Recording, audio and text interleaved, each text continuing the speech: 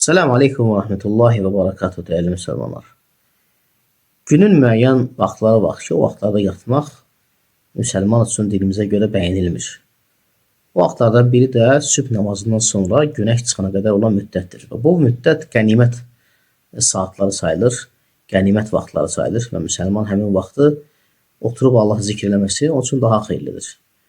Və həmin vaxtlar günün ilk vaxtıdır və ruzinin paylanan vaxtıdır, həmçinin də ruzinin nazil olan vaxtıdır, bərəkətin indiyi vaxtıdır və Peyğəmbər sallallahu əleyhi və səlləm ümmətin sabahlarına da bərəkət duası etmişdir.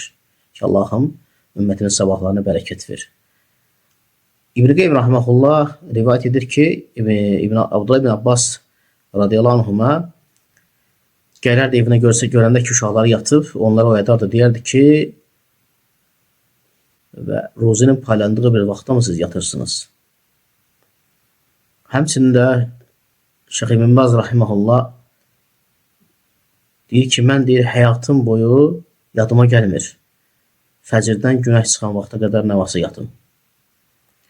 Sonra gəlir yatmaq zöhrdən əvvəl və sonraki vaxtlarda. Bu yatmaq qeylu ilə sayılır. Gündüzün ortasında yatmaq. Zavaldan öncə və yaxud da sonra.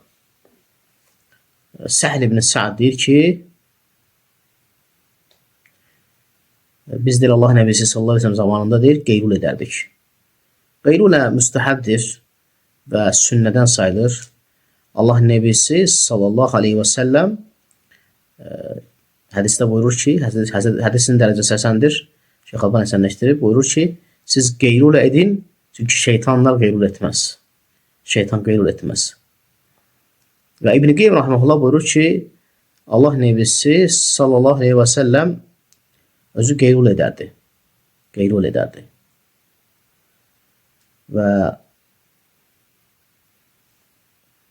qeylulənin vaxtı zöhrdən əvvəl və yaxud da sonra etməkdir. Həmçinin gəlir növbəti yuxu zamanı əsrdən sonra yatmaq, həmçinin də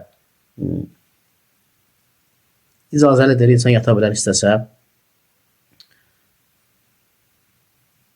Lakin əsrdən sonra yatmaq haqqında vardır olan hədislər səhih deyil. Necə bu haqda Ləznə Daim-i Fətva Qunduz xəbər məlumat verir. Əsrdən sonra yatmaq haqqında vardır olan hədislər səhih deyil. Həmçinin də işadan əvvəl yatmaq bəyənilmir. Bu haqda necə Buxari və Müslim rivayət etdiyi hədis var. Allah Nəbisi sallallahu əleyhi və səlləm işadan əvvəl yatmağı xoşlamazdı. Çünki elə bir vaxtdır ki, bu yəni insan həmin vaxt yatarsa, ola bilər ki, işa namazını qaçırsın, yəni qəza etsin. İşadan sonra yatmağa gəldikdə isə işadan sonra yatmaq yaxşı əməllərdən sayılır və Peyğəmbər sallallahu əleyhi və səlləm gecənin ilk vaxtında yatardı və gecənin ortasında oyanardı və fəcrə qədər ibadət edərdi. Və həmçinin Ömər ibn Xattab radiyallahu anhu sahabələri işadan sonra qovardı ki, gedin yatın və gecə namazına oyanın. Ona görə bu kimi yuxular insan bilməlidir ki, hansı zamanlarda, günün hansı zamanlarda yatmaq icazəlidir, hansı zamanlarda yatmaq bəyənilmir, xoş deyil və məkruhdur. Selamun Aleyküm və Rahmetullahi və Berekatuhu.